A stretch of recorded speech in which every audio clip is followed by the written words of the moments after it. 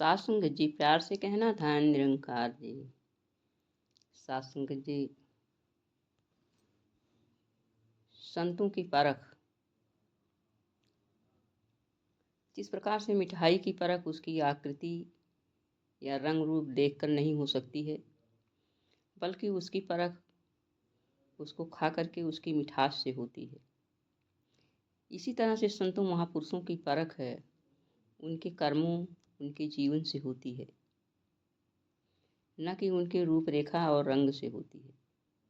तो दातार कृपा करे कि ऐसा ही सभी संतों का जीवन बनाएं।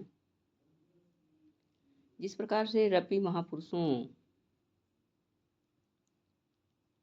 ने अपनी अमृतमयी वाणियों से हमेशा संसार का उद्धार किया है, तो हम जो है ऐसे संतों महापुरुषों की वाणियों का सत्कार करें,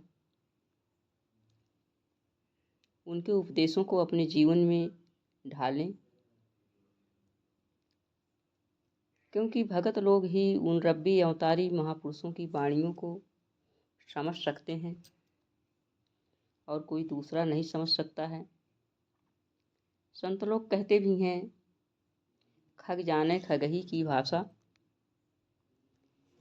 यानी एक ब्रह्मज्ञानी ही ब्रह्मज्ञानी की भाषा को समझ सकता है। आज संसार में तो चारों तरफ आग लगी हुई है।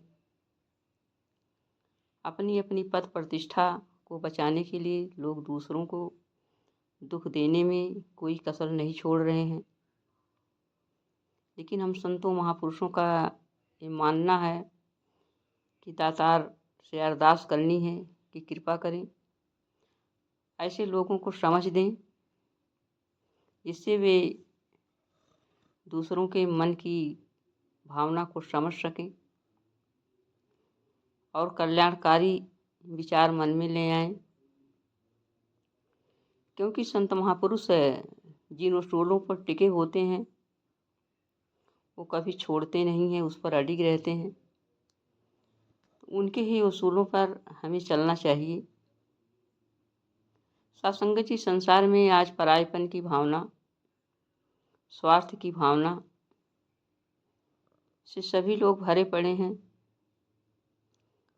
इस परमपिता परमात्मा के दिए हुए सुंदर हाथ पैर से किसी का कल्याण न करने के बजाय किसी का गला काटने के काम आ रहे हैं। जुबान से मीठी वाणी बोलने के अलावा गालियां निकल रही हैं।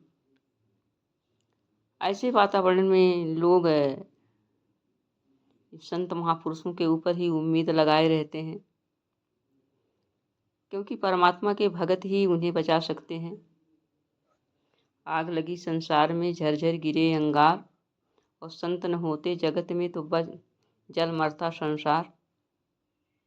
क्योंकि संतों महापुरुषों के मन में शत्रुता नहीं होती है। ये जहाँ जाते हैं ठंडक ही डालते हैं। जलती हुई अग्नि में को बुझाने का काम करते हैं। इसलिए यह किसी को शत्रु नहीं समझते हैं, बल्कि सबको अपना मित्र समझते हैं। कोई सत्संग करे या ना करे, हमें उसके काम आना है, अर्थात उसके लिए भी परोपकार की भावना रखना है। आज हमारे सतगुरु का कहना है कि अपने पड़ोसियों के दुख सुख में भी साथ देना है। हमेशा ये बात याद रहे, हमें कोई ऐसा काम नहीं करना है जिससे हमारे गुरु पर उंगली उठे, क्योंकि हमारा कर्म गुरु के नाम लगता है और हमारी जितने भी कर्म होते हैं वो गुरु के आदेश उपदेश के अंतर्गत होते हैं। अगर हम उसका दुरुपयोग करते हैं तो हमारे गुरु पर ही ये बातें जाती हैं कि कौन से गुरु इनके हैं, क्या सिखलाई दी हैं। तो आइए साध संगत जी, हम ऐसा प्रण करें कि हम कोई भी ऐसा कदम ना उठाएं, कोई भी ऐसा कर्म ना उठाएं जिससे वो हमारे लिए भी हानिकारक हो और हमारे मिशन के लिए भी हानिकारक हो। तो दातार कृपा करे, ऐसी सोझी सभी को दे और संत महापुरुषों का हृदय इतना विशाल बनाए, ये पूरे संसार के लिए भले की कामना कर सके। साथ संगत जी, प्रेम से कहना, धन निरंकार जी।